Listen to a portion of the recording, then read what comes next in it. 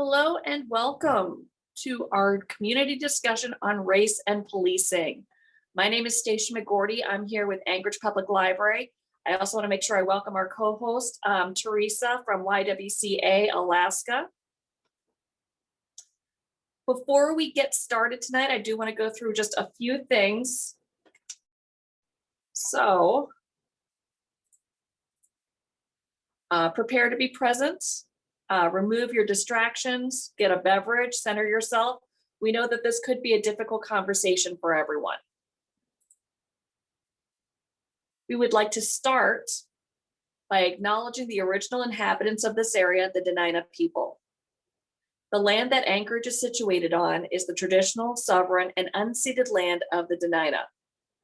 We honor with gratitude the land itself and the Dena'ina people, past, present, and future.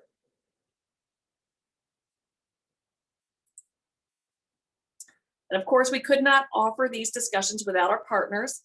Obviously, we have Ywca. We want to thank them so much for offering their Zoom connection, and the Anchorage Public Library and Friends of the Library.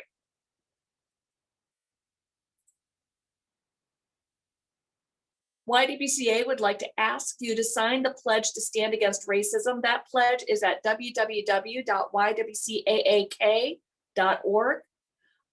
This is Stand Against Racism Week, and if we could all just make that stand against racism, that is just the first step of many that we'll be talking about tonight. Anchorage Public Library, along with other community partners, is also offering Anchorage Reads. This community discussion is being offered as part of our, I'm going to say, 6-month series around Stamped from the Beginning, The Definitive History of Racist Ideas in America by Ibram X. Kendi. Alternate read Stamped, Racism, Anti-Racism, and You. We have monthly book discussions. We will be meeting again on the third Thursday in May from 6 to 7:30 p.m. Books are available through your Anchorage Public Library, both electronic and print. I highly recommend the audio version, available on Hoopla, no waiting lists.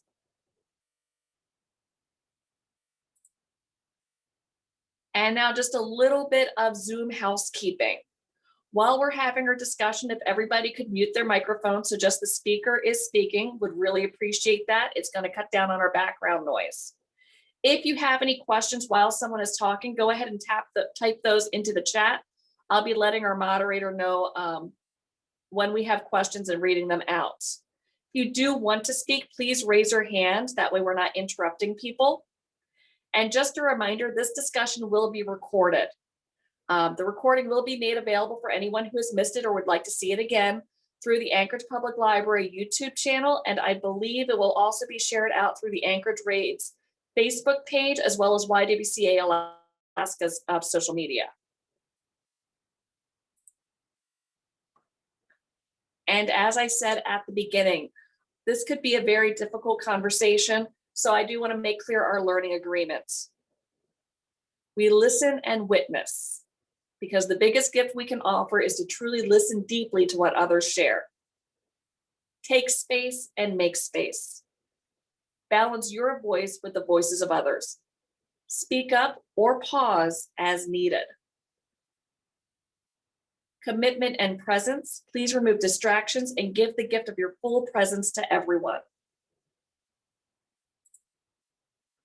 We're going to hold each other with care. In these hard conversations, we're going to act with compassion and tenderness, and we're going to assume good intent. Space that is brave and safe, because when you share, you're going to be brave. And when others share, hold a safe space for their bravery. And the conversation is going to take the time it takes. Nothing is so urgent that we can't take care of each other.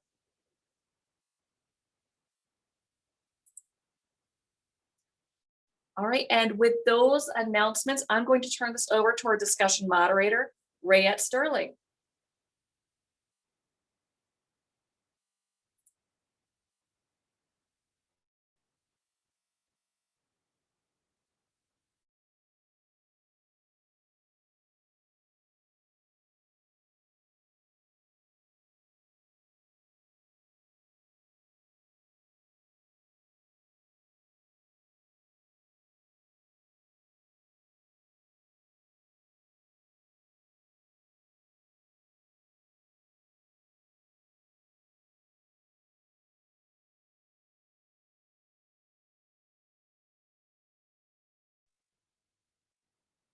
and Rayette may be having some technical difficulties.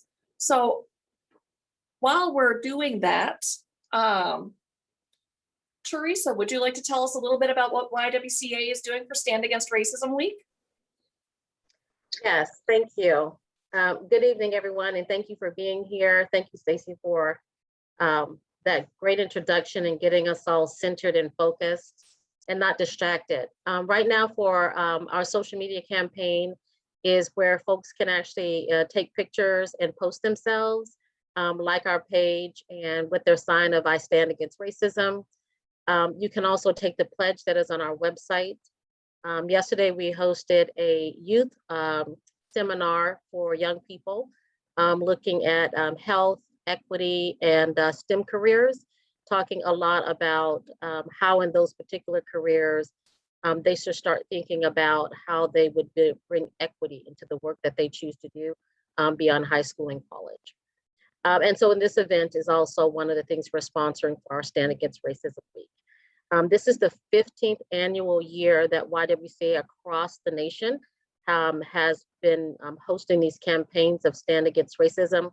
So Alaska is just one association among the many where people all over our country right now are reevaluating and thinking about what they can do as individuals in their communities, as people that hold leadership roles in the spaces they create for others, to recognize and evaluate what they're doing or can do to better create spaces where racism is dismantled. And so thinking about that as an individual, it could start with sessions just like this, coming and learning, listening with an open mind and heart. And so we just want to encourage the people of Alaska to have these difficult conversations because we know and believe that this is absolutely the way forward. So if you're looking for an opportunity to just get started, sometimes it starts with listening to the stories of other people. So I'm hoping that tonight is beneficial for all of us. Thank you, Stacey.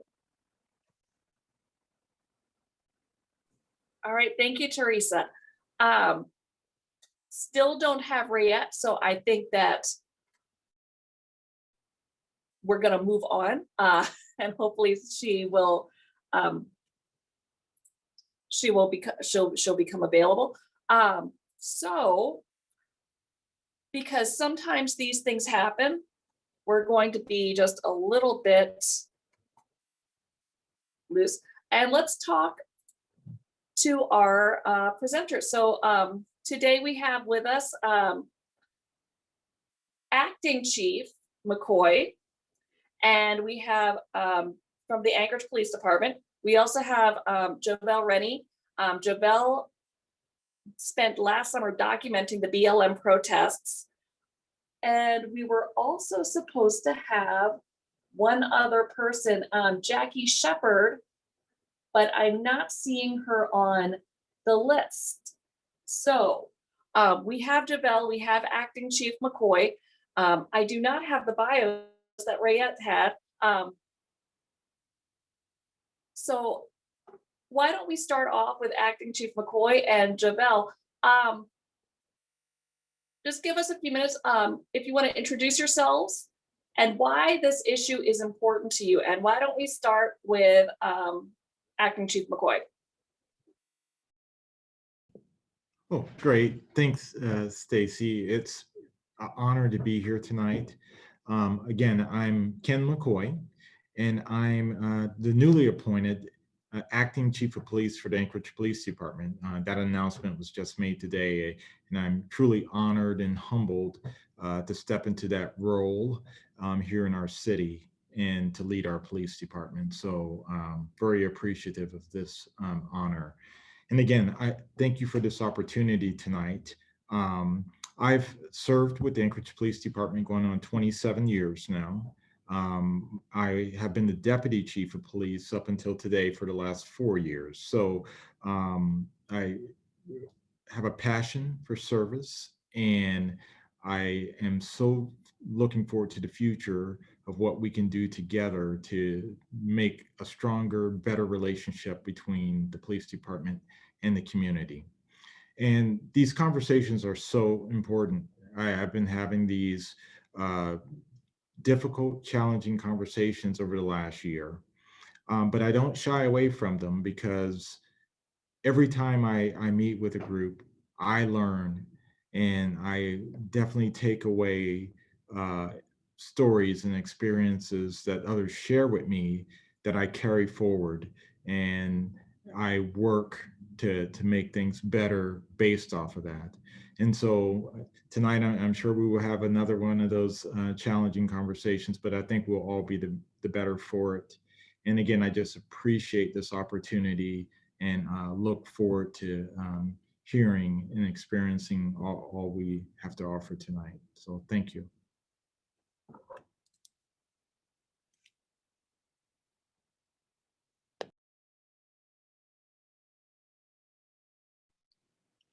I guess I'll jump into it too. Hey y'all, what's up? My name is Jovel. Uh, yeah, I spent last summer documenting the protests. I've also just been raised in the community by trade. I'm a photographer. I work with a couple of nonprofits. I have an art space downtown that we try to do community events at. And last summer, during the height of the protests, we put together an art show around the I Can't Breathe uh, protests that were going on, and we did a fundraiser to try to benefit groups within our community and nationwide.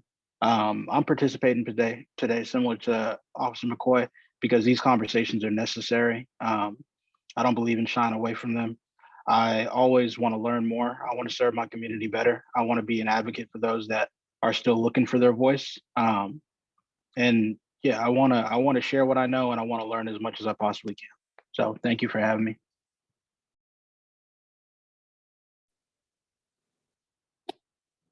All right, and I see Jackie is on. So Jackie, if you'd like to introduce yourself and why this issue is important to you. All right, I'm Jackie Shepard. Hi, everybody. I was born and raised in Alaska, and now I'm an attorney, and I work for the Court of Appeals, which in Alaska is all criminal appeals. I have 5 children, some of whom are adopted, some are not, and then I also have about 100 other children that are in and out of my house all the time. So for me, it's an important issue just as an American and a human and an Alaskan. I also think, I agree with Mr. McCoy that sort of having these discussions and putting yourself out there and being willing to ask stupid questions or answer stupid questions is sort of the only way for us to get forward on some of these issues. And then for me, I have this pretty glaringly obvious dynamic in my house where my Black children have completely different lives and completely different experiences than my white children, and they're all very close to the same age and they're all going the same places at the same time. And so it's kind of, as a white mother, it's hard for me to sit back and not mention to my fellow white friends and white mothers that whatever it is you're seeing is completely different than what is happening to other people in their homes and with their children. And so for me, I feel like it's kind of a responsibility of mine to share that experience and let people know that it's not fake. Like the experience is very different, and it shouldn't be as different as it is. And it's terrifying when you care about people. So that's why I'm here.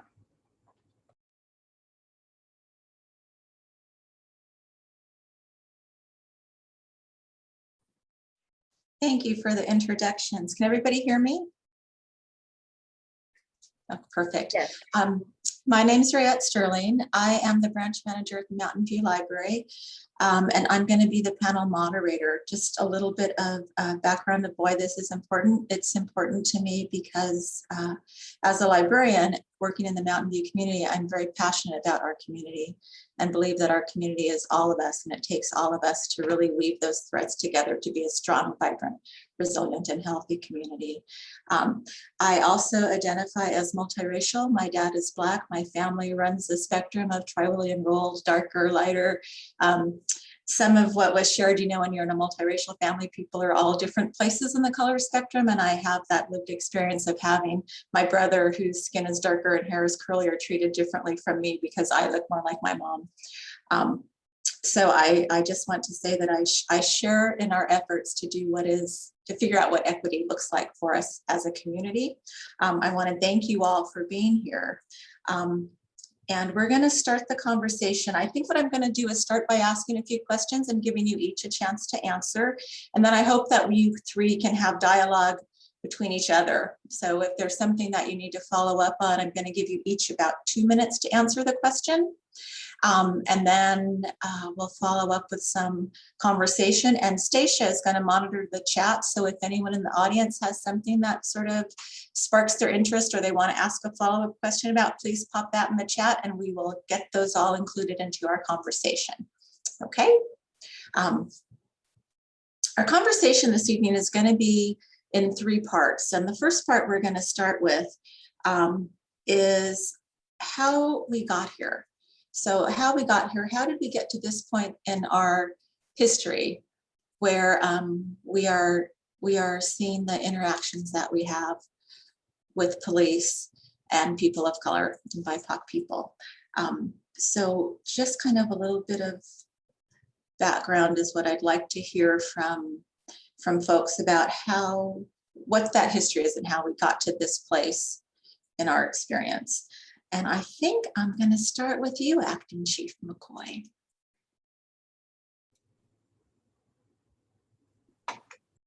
Well, thanks, Rayette. I really appreciate being here tonight. And that's a very complex question.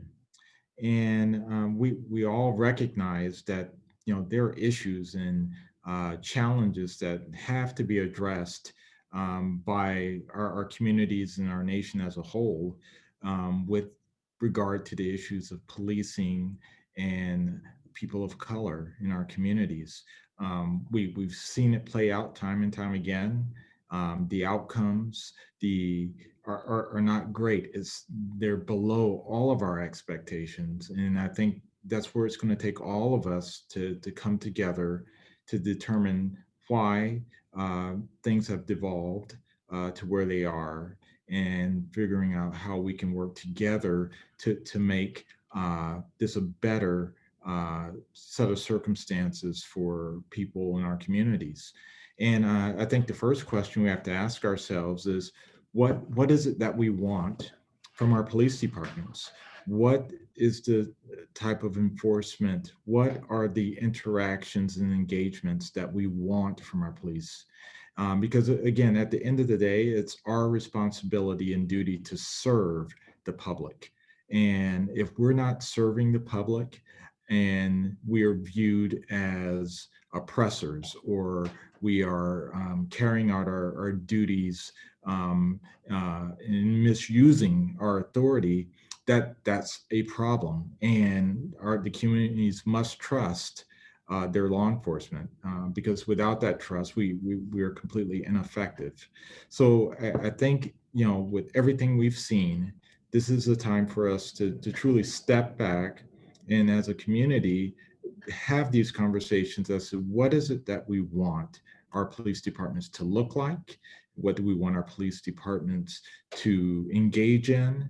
And again, how do we want that relationship with our communities? And we must have police leaders in positions who are willing to listen and truly roll up our sleeves and work with the community to take on these tough issues, and to look hard at ourselves, at our policies, our procedures, who are we hiring, how are we policing neighborhoods, and be willing to make those changes that are necessary. But again, it's a very complex issue. I wish I had all the answers, but having these conversations and working together is where we get the answers. And that's what I'm willing to do. And that's my commitment to this community, that together we can figure out what it's supposed to look like and make it better. Thank you. So Javel, what's your take on that? How did we get to where we are now? Well, I cannot answer that question without taking it all the way back to the origins of policing in America. I think something that people don't often want to discuss or don't want to talk about is that policing in America was never established as a means of community assistance. It was just established as a means of, protecting property, that property being people being slaves from Africa who came here against their will. So when you ask me, how did we get here? I think you have to take it back to the beginning and understand that police were started as a means of oppression. you know? And granted, yes, 400 years ago, 500 years ago, but we can't ignore that when we talk about where things are. We have to talk about how, like Officer McCoy said, how police are hired, how people come into the community. There's a lot of nuance to it. And there's a lot of questions that you have to ask. But I think that I think it's a very complicated question. Sorry, I feel even one, as you said, how did we get here? In my head, the first thing I said was, how the hell did I get on this Zoom? I'm not even sure how I got here, but I just know I wanted to be a part of it. But I feel myself like, I don't want to say frustrated, but I feel emotions coming up as I start to talk. But I guess to kind of wrap up my statement is, if you want to ask how we got here, you cannot ask the question in the scope of 6 months or a year or 15 years. You need to take it back to the beginning and ask yourself what the origins of policing were in America. And the origins of policing are built upon systematic racism. Thank you. Jackie, do you have your turn? Yeah, I agree. And to add to that history, the second wave of policing was solving the immigrant problem once immigration boomed. So it has been a reactionary organization that was put in place to stop people. And I think that Jovel's absolutely right, that it doesn't mean that that's why everyone is a police officer today, but that means that that's the foundation of the system. And so, much like our country being built on slavery, we can talk about how do we get here? This is shocking, but it's not really that shocking if the foundation is built on that sort of economy and that sort of money-making system. If tomorrow, if we decided to get rid of all illegal immigrant labor in the country, we all know for a fact that our economy would collapse because we're based on it. And the same thing happened when we tried to get rid of slavery. And the same thing would happen if we tried to get rid of policing, because we have a prison complex system that makes a bunch of money off of it. So we need to acknowledge that there's an economic factor here, that we can't just wave a wand and get rid of these problems tomorrow. We also have to acknowledge that, police are a symptom, their police brutality is a symptom of racism. Police aren't making up racism. They aren't the first people to have thought of it. They aren't the first people to have committed racist acts or had these problems. And so you have there are African-American police officers who I'm sure are not going around, having some of the same problems that other officers are, but it's a systemic problem. And so as long as we have this systemic problem, we're not going to be able to do anything about it until we admit that that's what's going on. So I think that Jovel's absolutely right. And I also get angry when I think about it, because you hear people talk or you see a police shooting and people say, well, if he hadn't used the F word at the police officer, he'd be alive today. And I think to myself, kind of what Chief McCoy was saying, which is like, what do we want from our police? I don't want them pulling people over ever if the result could possibly be a death. I'm not worried about people speeding in the middle of the street if the result could possibly be that person's going to die. So we need to look at what's it worth? Maybe these interactions need to stop until we solve the problem. So that's all I have to say about that. Thank you. I want to follow up on a couple of things that both Jackie and Jovel said. Nobody decides to be a racist, which I thought was a really interesting point. And the system of how we got to where we are when we think about systemic racism and systems. So I think what Jovel was saying about the history of policing is also important. And the history of those relationships between policing and community are also important. So how do we, and this is kind of a question for everyone, because I think too that as Americans, we often don't do deep dives into our history. So I think part of that, what both of you seem to be saying, is that if we know our history and understand the histories of our institutions, we can do better to solve problems. So I just want to know so in addition to that, how we got here, what do you see as the sort of underlying issues or misunderstandings about the role of policing in communities? And anyone can feel free to jump in here.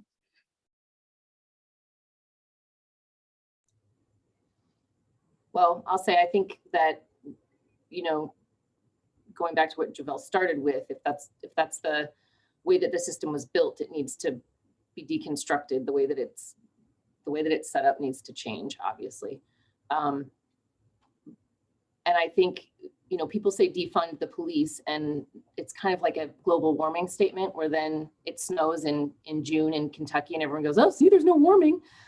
It's not defund the police as in take away all the money. There's some people who believe that, but I think it's defund the program as it stands today. Like, there needs to be funding put in different places in different ways. And like I said before, if we need to halt all arrests and all traffic stops tomorrow so that my son doesn't get shot driving to school in the morning, I'm all for it. And even if it means that I have to be the victim of a crime or two in the process while we restructure this thing, the crimes are happening. We saw it with George Floyd. We're seeing it over and over again in these videos, and we're watching all of these moms cry on TV, and we're saying, oh, well, yeah, that's bad, but what could we possibly do about it? And I'm saying, like, just stop the roller coaster, just crank it off, turn it off for a while. Let's figure out a better system, and let's do it differently. And let's acknowledge that people are dying and people are scared their children are going to die. And we're just sitting there going, well, we'll wait and see. We need to do some changes, but we got to figure out what. Let's have a lot of panels and talk about it, but let's not do anything. So I kind of feel like we need to put on the brakes and do something drastic.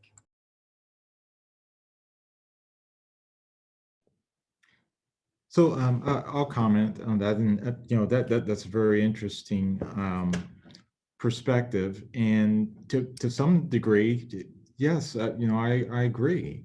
The police have been asked to fix every issue in society that we have, and you know, you name the problem, you know, oftentimes we're the ones sent to solve it. In most communities, we are the, you know, one or two agencies that are available 24 hours a day, 7 days a week. So you can imagine if there's a problem, the police department is often thrust to the forefront to solve it. And I'll be the first to admit, you know, sometimes we're not the best suited to deal with every problem that comes forward. For instance, mental and behavioral health. We know those circumstances are, there's a very high percentage of them that result in police use of force, involving people who are experiencing mental and behavioral health crisis. But our response is we continue to send police to address these concerns in the community. And I think, you know, that is one specific situation that we take a step back and look and say, are the police the entity that we want to address this community concern?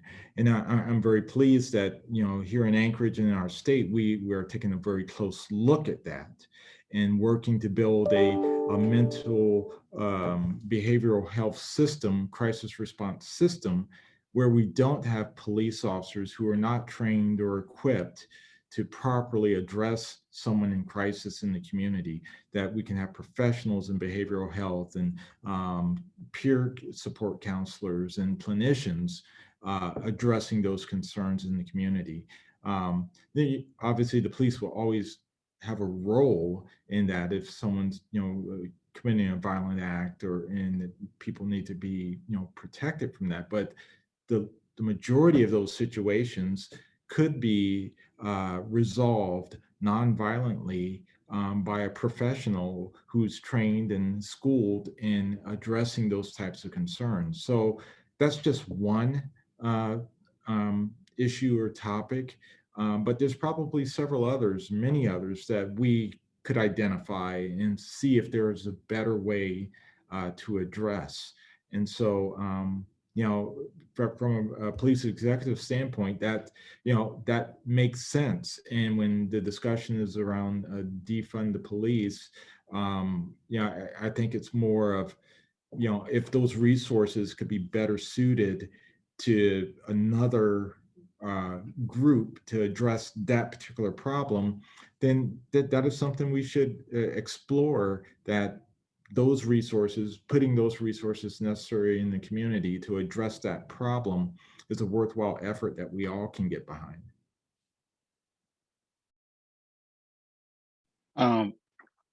I want to jump in and say, sorry, I'm trying to gather my thoughts here, but you know, I think you're absolutely right. I do agree that we should not be calling the same people for a busted window as we call when our life is in danger, or we should not be calling the same people when someone is in distress, mental distress for a robbery. Like, we shouldn't be calling those same people, But also, to even on top of that, the people that we call should have time for respite, Officers go from call to call to call without having time to process.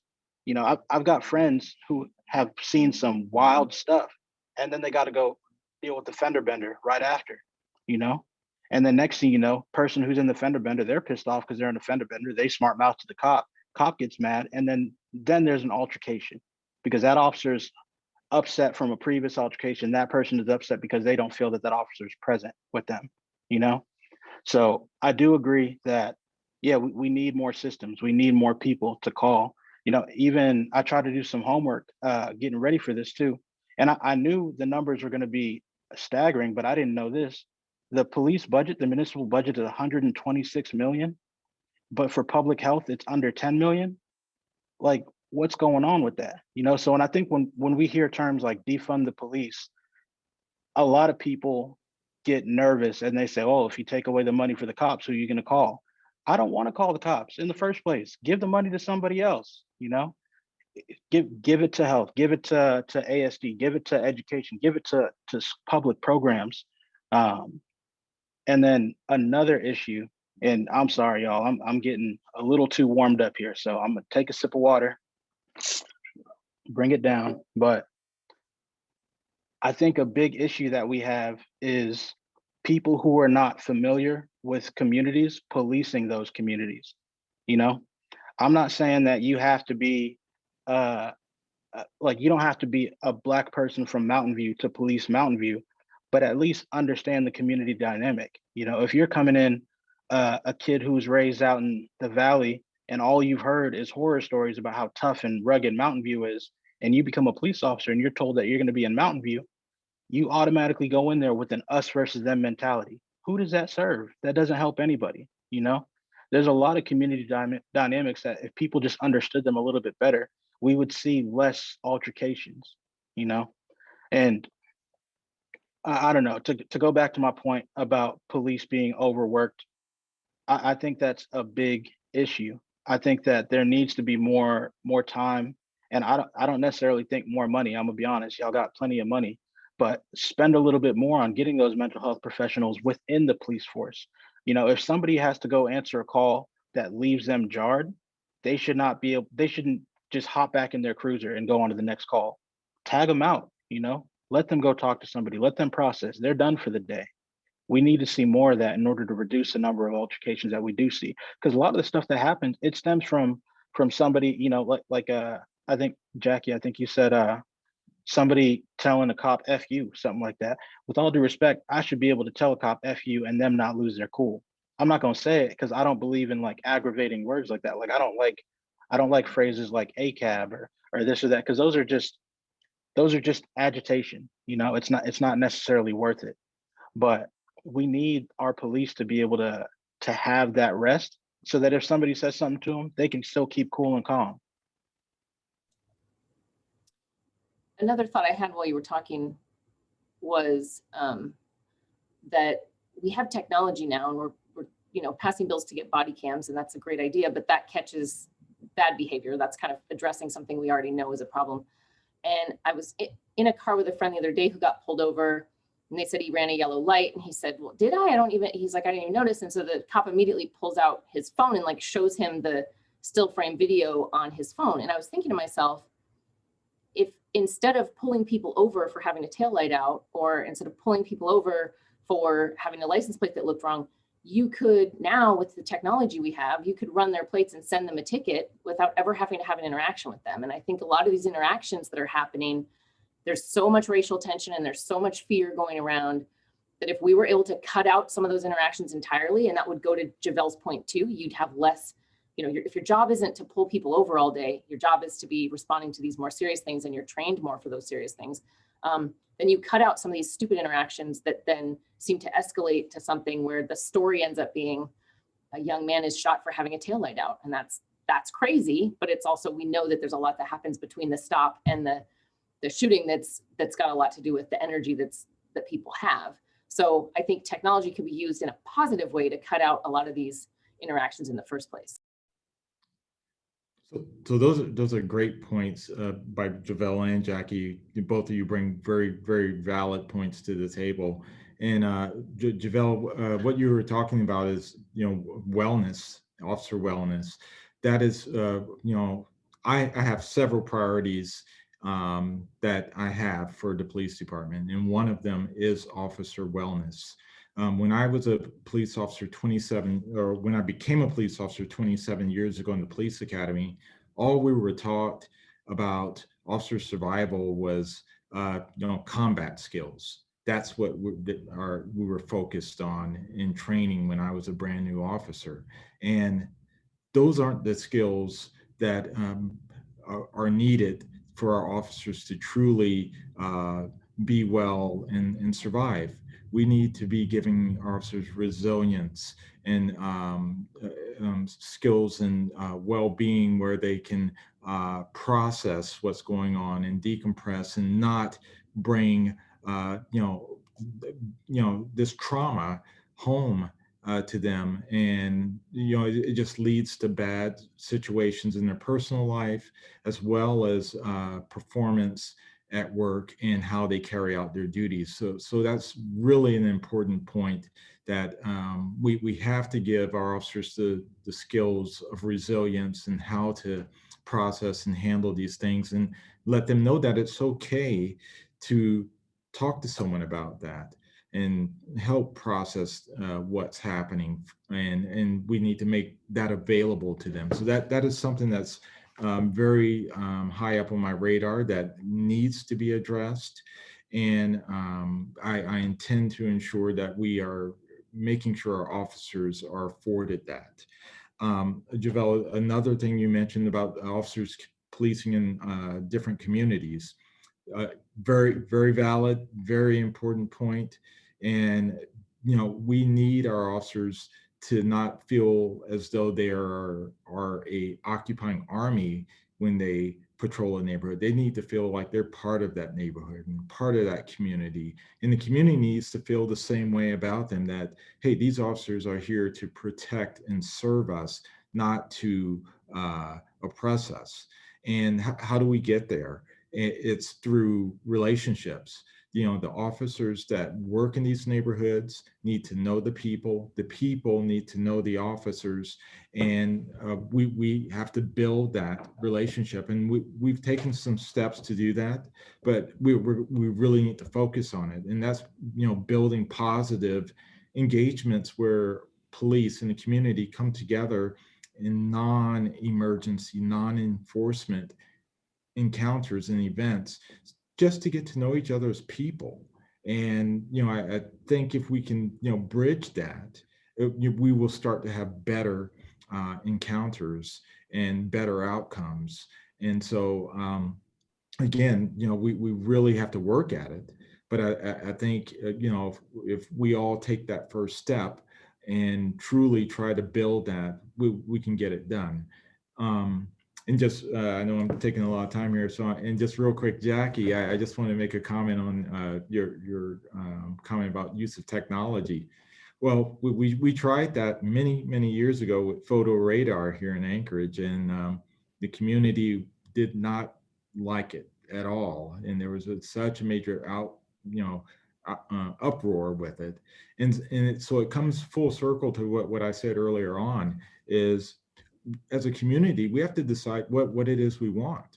And if the community doesn't want police officers conducting speed enforcement, we'd much rather have cameras set up on at our intersections to capture that, then it can be done. But again, it comes back to, what do we want as a community, and what do we want our police department to do or to not be doing? And then we have those real conversations about how we get there. So I'm gonna jump in here because So one of the things I'm hearing, and I'm hearing this from all of the panelists, is this dehumanization and otherizing. Either we otherize or dehumanize police officers, or police otherize and dehumanize people in our community. So where is that happening now, and how do you see us getting past that to re-engage with everyone as whole human beings? So real quick, to kind of answer your question, Rayette, and to tie into something that Officer McCoy had said.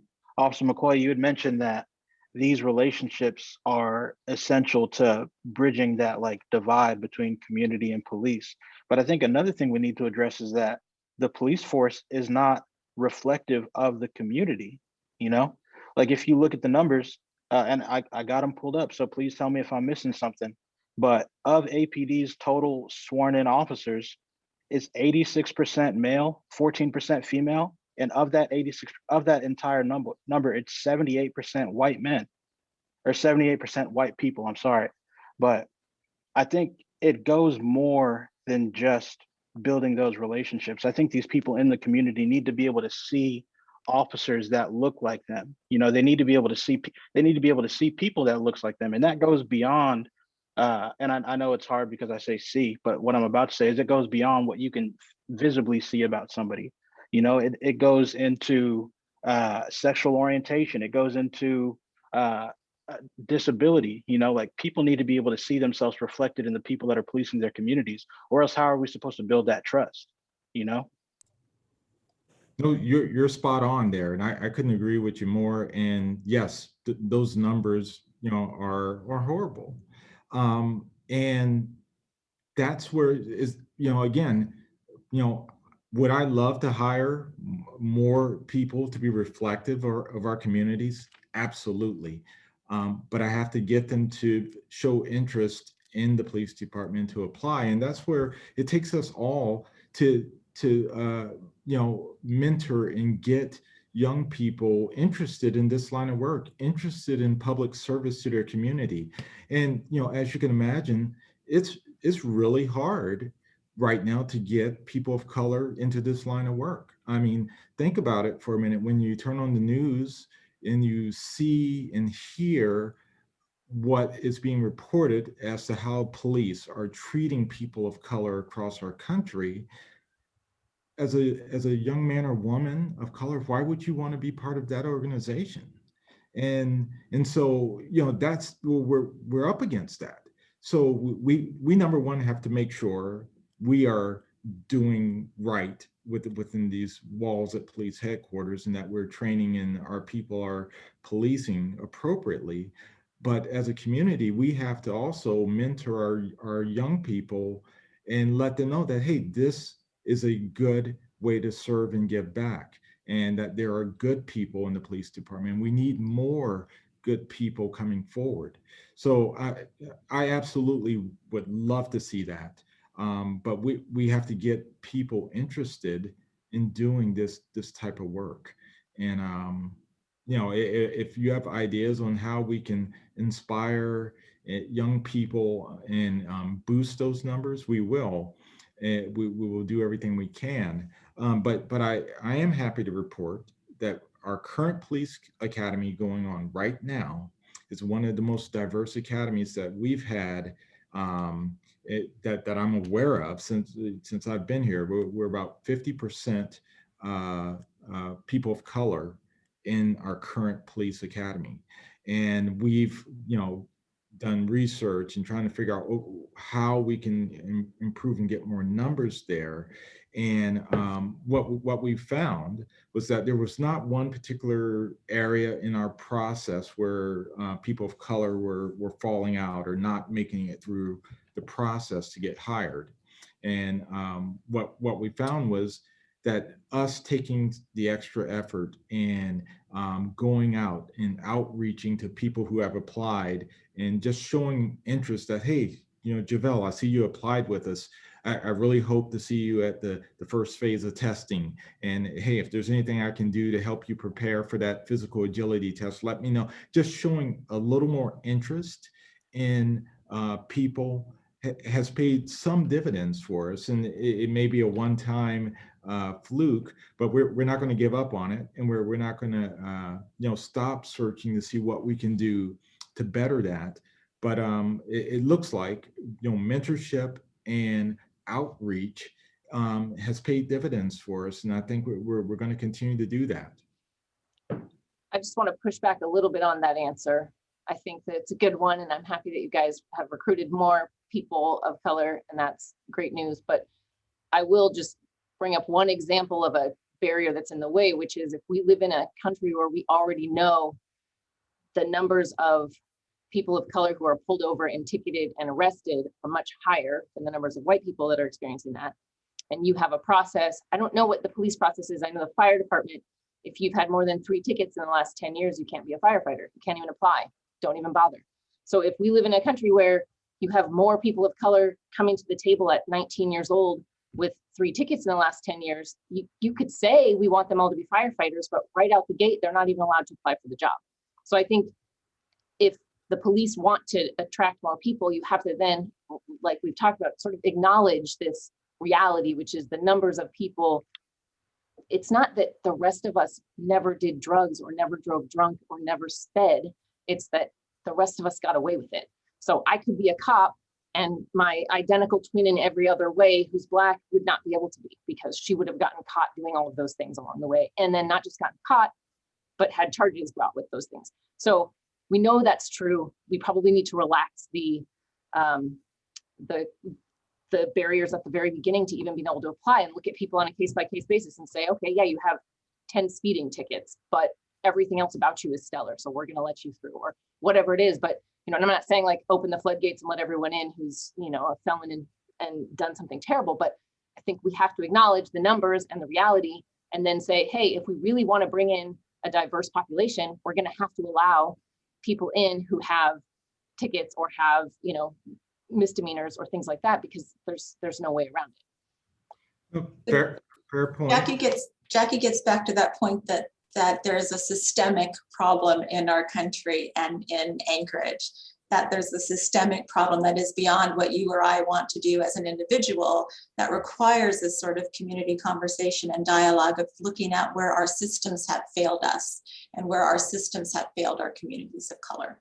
Yeah, you're exactly right, Rayette. And Jackie, the point you brought out is spot on there.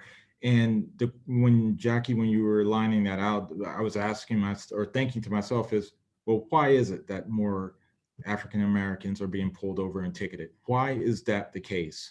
And we really need to deconstruct that and see, why is that happening here or at an agency, in our country? Why is that occurring? And figure out the root causes of it and eliminate that within our systems. And again, those are very important conversations to have, and it's important action that we need to take to identify if that's occurring, figure out why, and to eliminate that from our way of doing business. But very, very fair. All right, I just want to break in. I have been collecting some questions from the chat. If you don't mind, Rhea, I will start reading a few. So following the Chauvin verdict, former Washington, D.C. police chief talked about the importance of teaching history of policing to cadets and officers, but not all departments include this as part of training and development. Is this history currently being taught at APD, or is it being considered? So thank you for that question. So no, that the history is not currently being taught, but what I can tell you is we are currently totally revamping our curriculum at the police academy surrounding diversity and implicit bias and a whole range of topics. But nothing's off the table right now, and we are partnering with different community groups and members. We are looking to other agencies and universities to see where we can identify the best training that we can provide to our officers. And we're not just looking at training our officers when they're in the police academy. We need to continually offer this type of training to our officers as they progress through their careers. And because again, we all evolve as people, and this is something we have to continually work at. It's not, I show up for one class and okay, I'm good to go. This is something that we have to continually talk about and to learn, and really I want the community to be part of that, because having police officers sit in the classroom and learn from another police officer isn't going to get us where we need to be. We need members of the community to come in and share their experiences, and for us to truly learn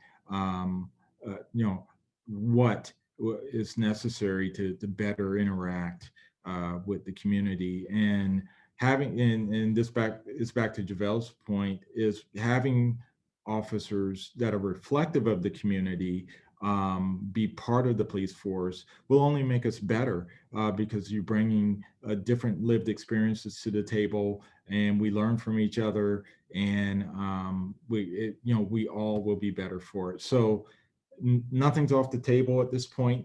Like I said, we're completely revamping our curriculum at the academy, and we're partnering with anyone that's willing to work with us to help build that to what it should be. All right, thank you. I think you also managed to answer a second question around the training provided to assist effectively in communicating across multiple cultures. So good job. Next question. We have 2 SROs in my high school and 1 part-time psychologist. What and who shape our priorities? And could someone address the school to prison pipeline where young people of color face criminal records at an earlier and earlier age?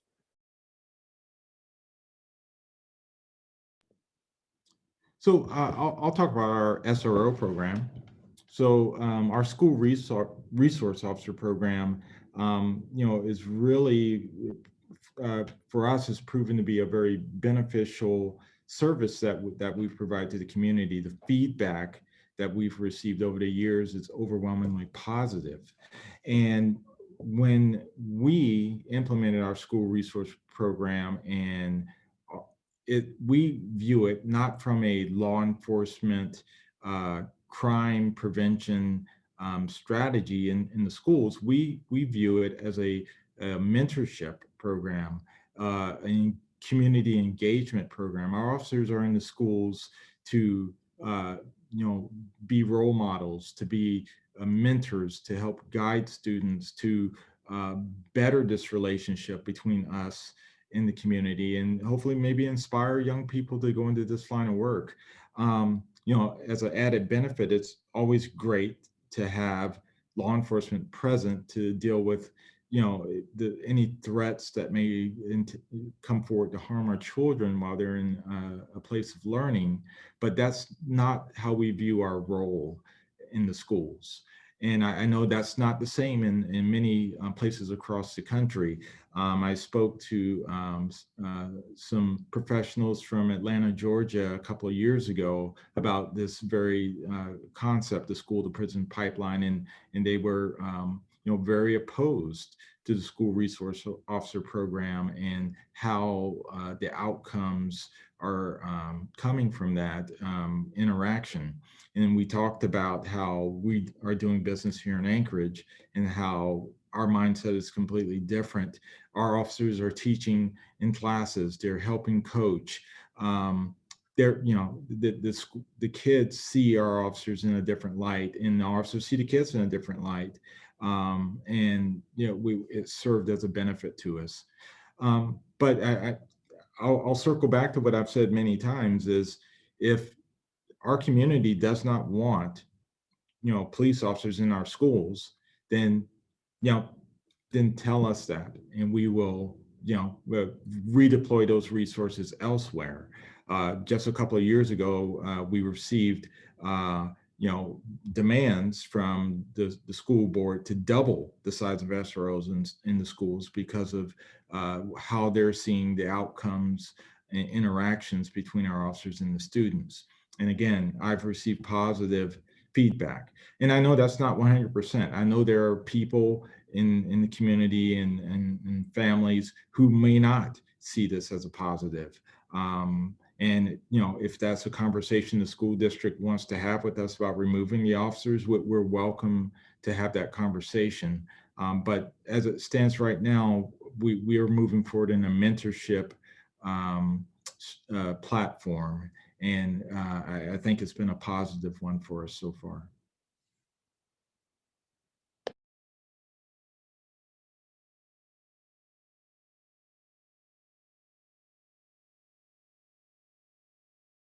I'm going to jump in. I have kind of a related question because Chief McCoy, when I hear you speak, you talk a lot about community and input. And what occurs to me is that perhaps police officers and the rest of the community don't have the same language. Because I hear you describe SROs as a mentorship program. I hear people describe them as a part of the school to prison pipeline. So how do we create an understanding and a channel for communication when our language is so different and in some cases quite divisive?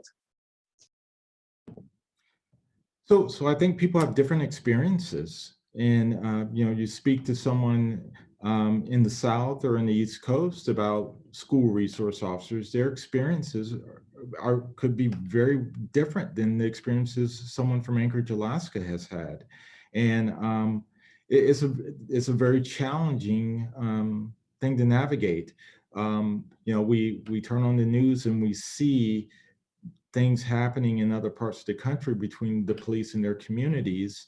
And although we know that's not Anchorage, Alaska, we have to address those same very issues when they occur, because our community and people are looking at us wanting answers about policing and a lot of these bad outcomes. And when we have a very different culture here as far as our police department goes, and what we find acceptable and the way we go about interacting with the community.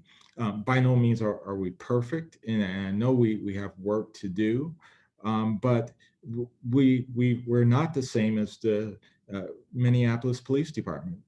And I think just like different members of the community are not the same as people who are living in a different part of the country. We're all individuals with different experiences and backgrounds, and that's okay. And I think we should recognize that and embrace it and truly come together. One of the things that so my background a little bit, I grew up in Virginia, and up until I was 12 years old, and we lived in a segregated part of Virginia. My neighborhood was all African American. The schools I went to were all comprised of African Americans, and up until I was 12 years old, that was what I knew.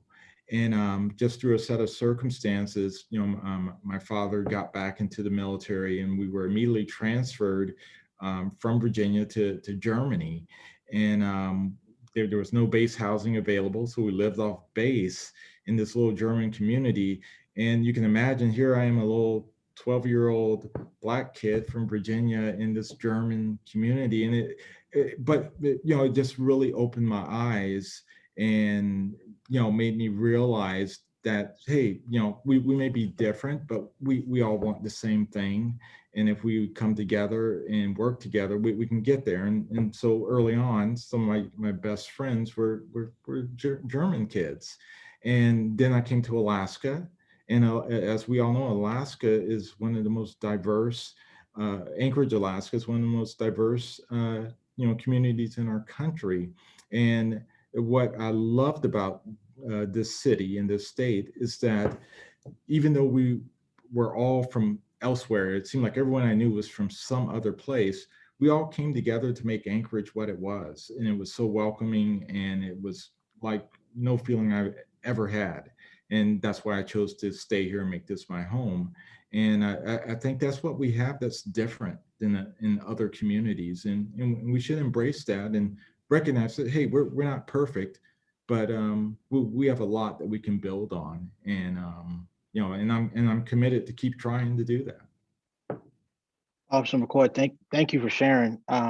Your statements, they brought up a couple of questions in my mind. So I hear you talking about how, or I hear you and Rayette speaking about how the language is different, and that we are all individuals. And this is by no means a dig at you, but like, I see you a lot, man. Like, why don't we talk to other police officers? Like, what is that selection process like for having officers be involved in community engagement? Like, do they have to volunteer or is it mandatory?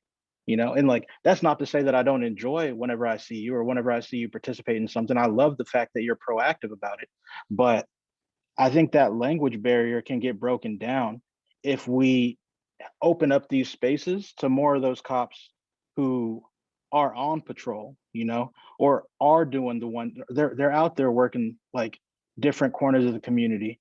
And I think, honestly, I think part of it could be scary because we don't know what they're going to say, and we can't always pick and choose. Like even this panel itself is in a sense kind of cherry picked, but we can't be cherry picking those opportunities for people to have conversations. We just have to open the doors.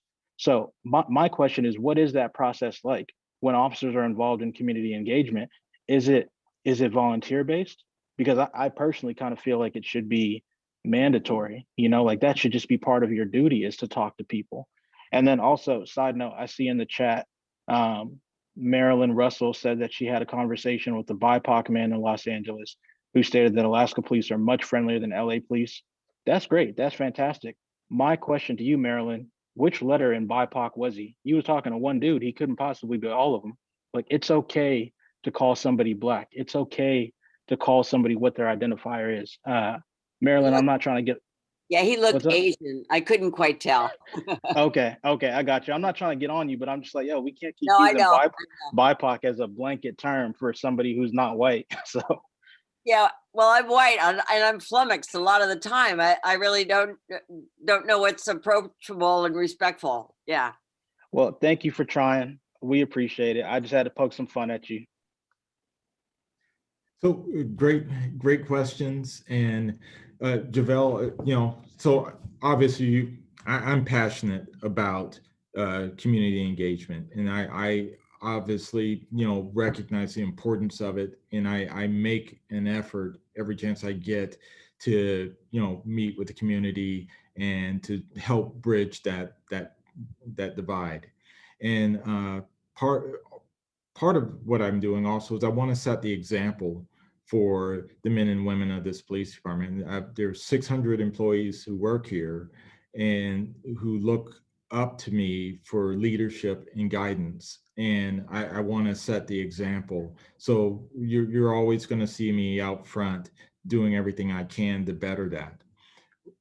I would love to be able to get more of our officers engaged in this type of community outreach. And it's not something that's mandatory. I want officers to want to, make these connections with the community and be part of it. And we build in, or have been building in, opportunities for these types of engagements to happen. One thing we've done, and COVID's kind of slowed us down, but we've over the last few years, we've been doing our Coffee with a Cop events all around town. And again, I look at it and I'm like, well, we really need to get some of these events in our Black community and engaging with our more people of color. We're having these things all over town, but we can do better there. And it's been a situation where we have kind of gone by invitation only. So if a group comes to us and, hey, we would like to have a coffee with a cop, yeah, absolutely, we set it up and we go there and we make it happen. But what I see and what I'm going to direct is, hey, we need to be more proactive with reaching out to communities who have historically not reached out to us first to ask for that type of engagement. You know, there's enough people that I know you now, that, hey, let's have a call, let's get together. Hey, let's set something up and get together with our people in our community and have these positive engagements where our officers can get to know people that they may not have associated with during their upbringing, and likewise members of the community who may not trust the police. Hey, let's get to know each other, because it's a little easier to interact when, hey, I know Javel's like, hey, I know Chief McCoy, and it changes the dynamic of our interactions when we can humanize each other and show that dignity and respect to one another. But it starts with these small steps and encounters, and I'm going to do everything I can to put those in place and make those happen because it's needed.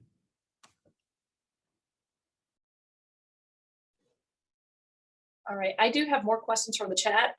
While a lot of these tend to be geared towards Chief McCoy, I do want to make sure that everyone has a chance to speak to them. First one is a quick one. Chief McCoy, there is someone who is asking how to contact to get certain officers involved in community events. Apparently you were at something on a Saturday morning, but they specifically wanted to reach out to women police officers. If you could put that in the chat, I think it would be appreciated. I'm sure you have a public information officer that you work through. There was a question: what does the police department do to ensure that their officers are not members of white supremacist groups? Wow. So we have a very extensive background background investigation process before we hire police officers on the force. And, if there's ever, that type of information present, that is not someone we want as part of this organization.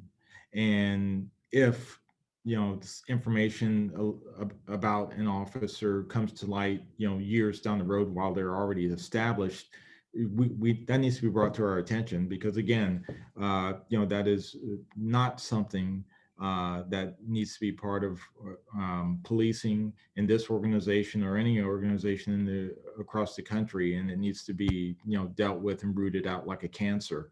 So absolutely. That is not someone that would be hired or considered for employment at the Anchorage Police Department. And if there's information that we have people who are conducting themselves in that manner, who are already established on the force, I would hope that that information would be elevated to myself, someone on our command staff, or our internal affairs division, so it can be rooted out. That's just totally unacceptable.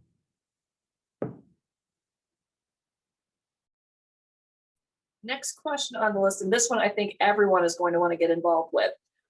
I think we are talking about two different things: racism and other challenges for policing. Which one should we be focusing on?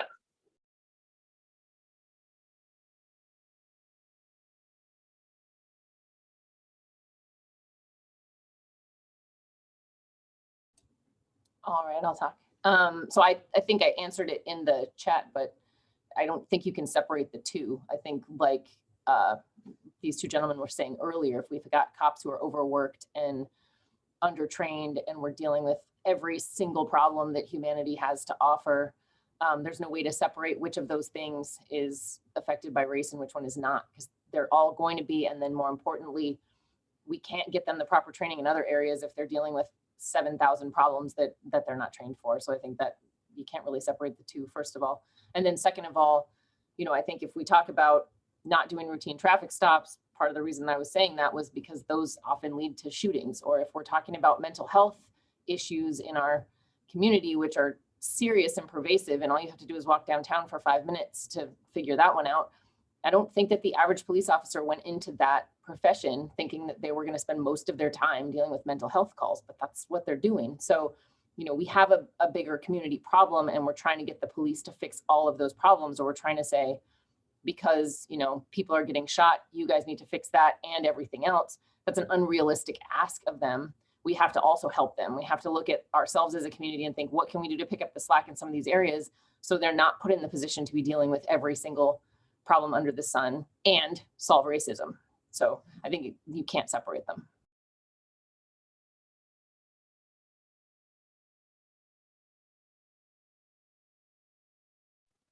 I don't have anything to add. I think you're spot on, Jackie.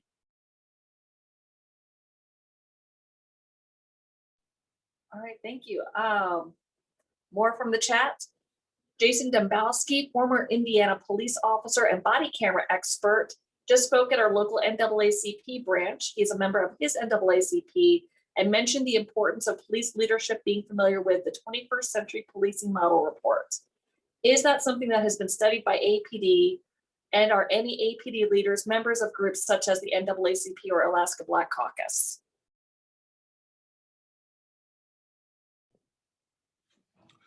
So no, that's a great question.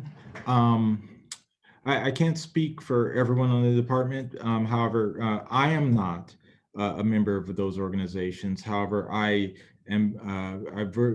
partner very closely with them. I spoke with representatives of the NAACP last night, and again, we have a very close relationship and partnership. All working towards the betterment of people of color in our communities. I am a member of several police professional organizations that mirror a lot of the same goals and objectives that organizations such as the NAACP does nationwide. The one organization that I'm a member of that really has a close alignment with that is the National Organization of Black Law Enforcement Executives, NOBLE. And so, so the answer to your question is no, I'm not directly involved in some of those organizations here locally or at the national level. However, I do have a very close partnership with them, and you have mirroring relationships with other national organizations.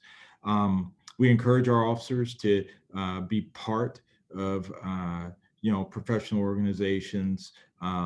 There's a lot of valuable training and policy guidance that's available through those resources. So it's really important for us to network and to stay engaged with what's going on around the country when it comes to policing and communities. And again, it's all about relationships. I have several very close chiefs of police from around the country and some cities that have experienced some very challenging times, San Francisco, Seattle, and Houston, Texas. And having those types of contacts in my network to be able to talk about issues they're facing and how they're handling it, or being able to problem solve together is vital in this line of work.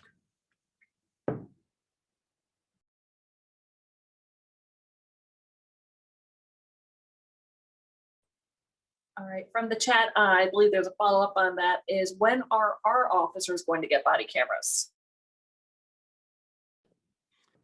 That's a great question. Thanks for asking that. So the municipal election results were just finalized this week, and our bond proposals to help with our technology package passed. So we're in the process of putting out our proposal requests to get a vendor for that. And hopefully we'll be able to get that project started here by summer or early fall. And again, that's a priority for us. Is our whole technology ecosystem is a priority, but body cameras are a big piece of that. And the community expressed a desire for us to have that type of technology and have that in place in the community. And the community reacted, the administration and the assembly worked to make that so very pleased that that's in place. Our next phase is creating the policy and procedures that will govern our use of those body cameras. And so we're working with the Public Safety Advisory Commission. We are going to be soliciting public input, and we're hopefully we'll have a policy that will bring trust in the police department here down the line when we do deploy those body cameras. All right, and I've just got one last question from the chat, and then I'm going to turn it over to Rayette. And I think this can probably be solved with another point of contact in the chat. So what happens when there are teachers that abuse the SROs by always telling on students of color? And what would be the order of operation complaining for that parent? I think that could probably be rolled into, if you have a complaint about any officer, what is the best way to move forward with that? Yeah, no, absolutely. So, if you ever have a complaint about an officer, that can be reported to our Internal Affairs Division. And I can provide those numbers in the chat, or just by calling our dispatch center non-emergency number 311 and requesting a supervisor. And a supervisor can take that complaint and have that addressed. As far as officers in the schools, again, our officers school resource officers are not there for disciplinary problems, are not there for the primary goal of enforcing criminal law. That's not our priority. As I mentioned earlier, we want our officers having positive engagements with the students and building that relationship and mentorship opportunities. And so if they are being utilized in that fashion, that's not our intent. And that's something that would need to be addressed. And if there's more information on that, I'd love to hear it. Because again, our SROs should not be getting involved in student disciplinary matters. That's not where we want our focus.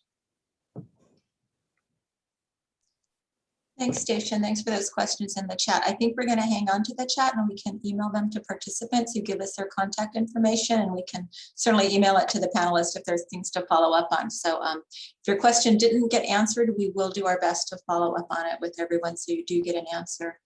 The last question and your last answer, Chief McCoy, brings me to kind of our final piece of our conversation is, what do we want for the future? What do we want for the future of Anchorage and the future of policing and community relationships in Anchorage?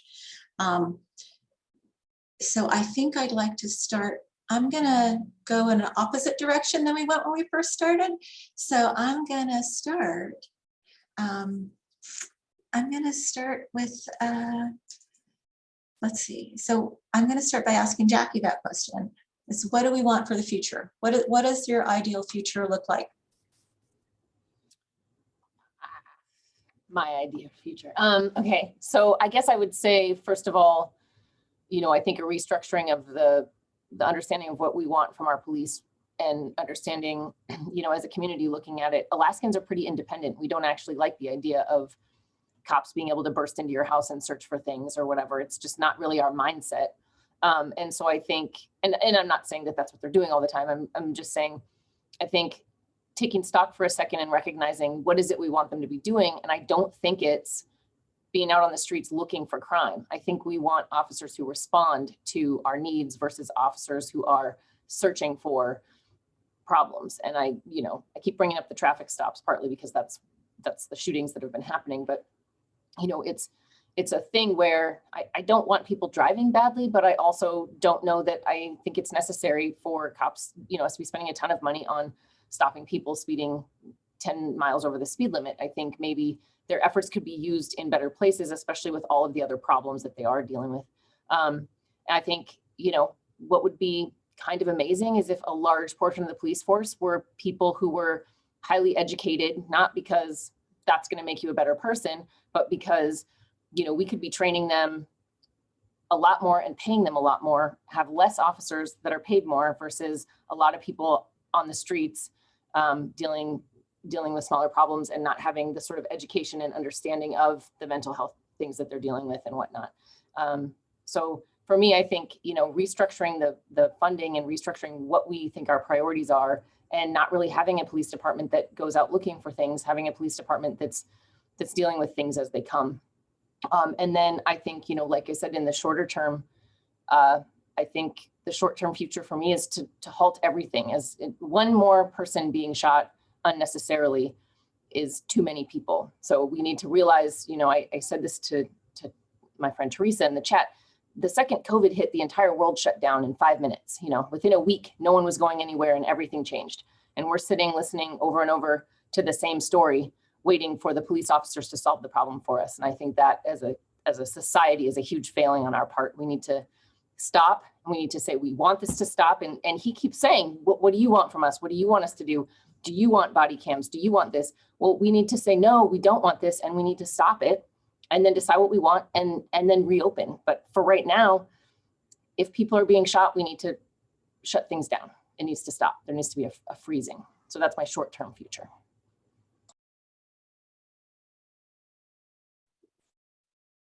Javelle.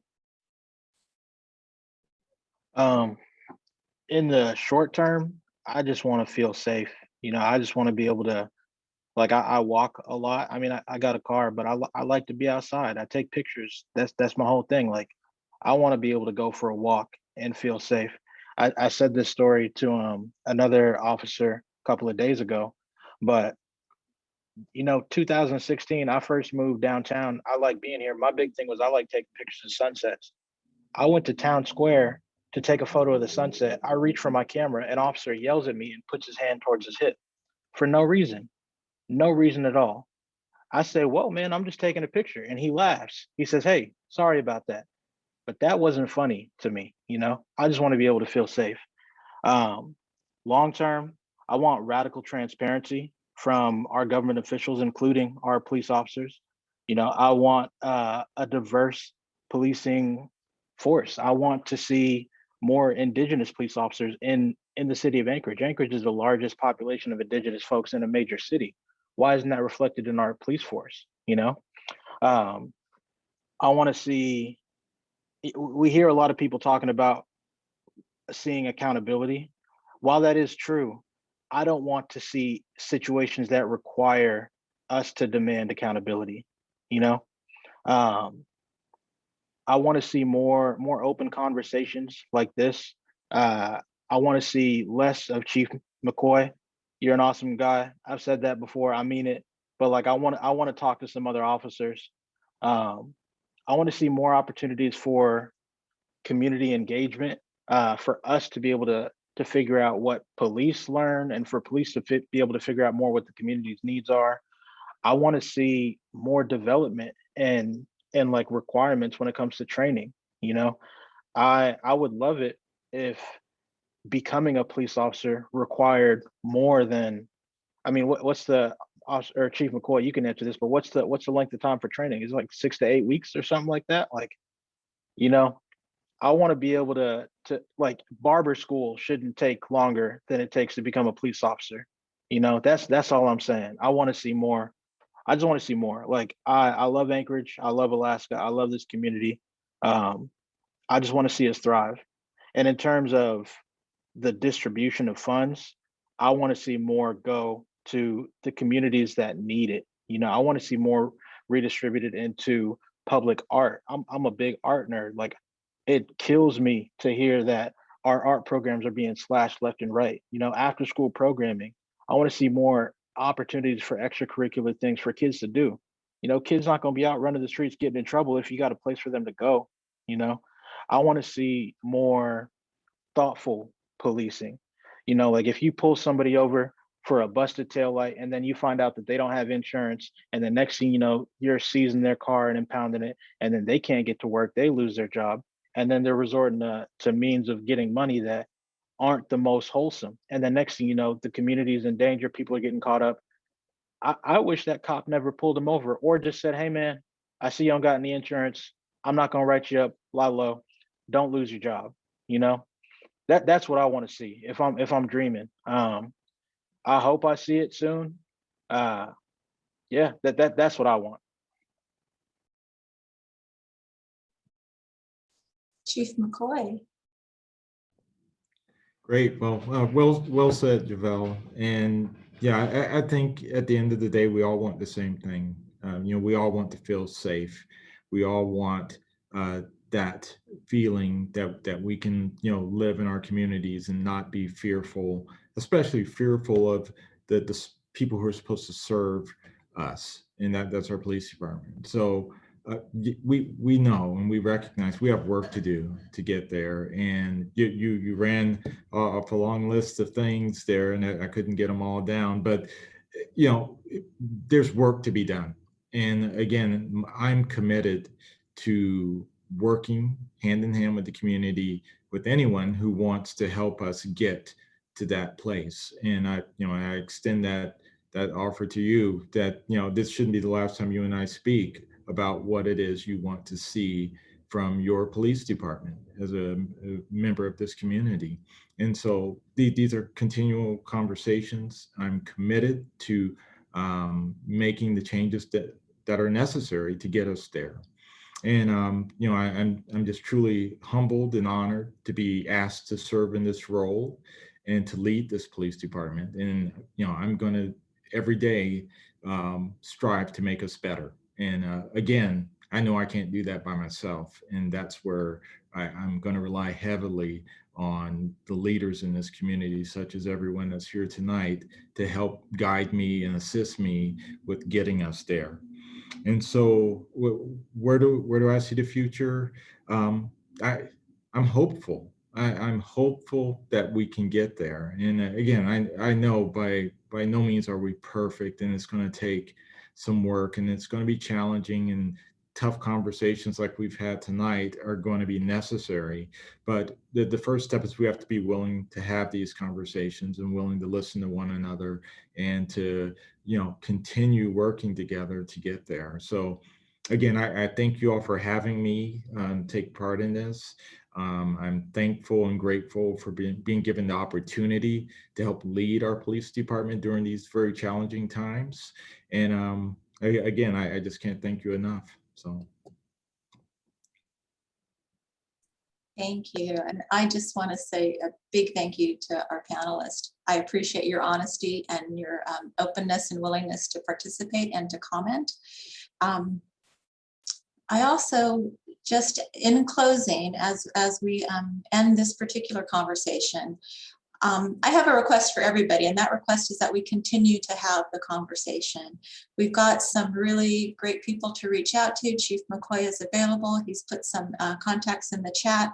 And not just on these panels, we need to have these conversations with our families, with our communities, with each other, so that we can really get to what is the root of this systemic problem and how do we make Anchorage a better place. So I want to thank Javel, I want to thank Chief McCoy, and I want to thank Jackie Shepard for being here, for participating, and for sharing your time with us and your honest opinions, and for creating a space for us to have the open conversation. So thank you very, very much. And thank all of you who spent an hour and a half with us today. And I look forward to hearing from all of you more in the future. So thank you, thank you, thank you. And Stacia, do you have any last housekeeping wrap-up things for us? No, just a big thank you to everyone who came tonight. I appreciate it so much for dealing with my technical issues. I do want to encourage everyone to continue with these conversations. They will be continuing throughout Anchorage Reads. Stand from the beginning. As I said, we are doing monthly book talks around just these issues, along with community discussions. I believe the next one is going to be partnered with the Anchorage Museum, and it's going to be around protesting. And I feel like that's going to be a very interesting conversation. Let me see, here's where you would think somebody already has it up on their screen, but you would be wrong.